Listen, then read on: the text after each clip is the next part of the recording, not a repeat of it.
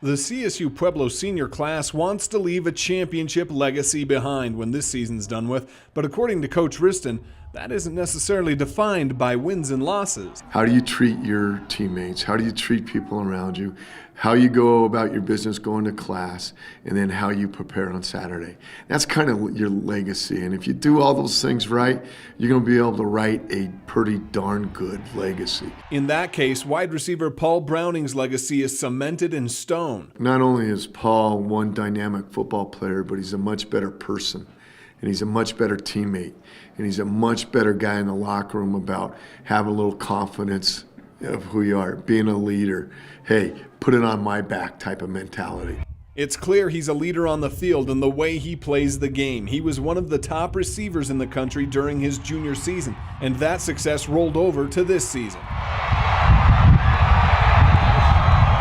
But what started so quickly came to an abrupt halt due to multiple knee injuries. That's a huge loss for them. We know how much different this offense is when he's in there. Just to have football taken away from me, it really puts things in perspective on exactly what's important. Browning's absence was obvious. He missed 8 games while he had to watch from the sidelines, all the while still looked to by his teammates as a leader. We can all be sitting around in the locker room and just, sitting, doing nothing. And when Paul walks in the locker room, I can tell you the whole locker room, we stand up. And everyone is attentive to what he has to say. And when he finally got back on the field last week, just in time for the Pack's first playoff game of the year, he didn't miss a step.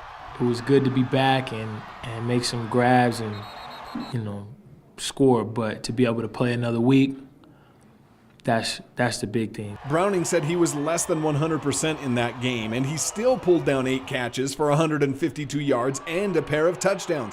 That means there's greater things to come in his final run through the playoffs. I'm not 100%, and I don't know when I'll be 100%, but if I get to 100%, you know what I'm saying?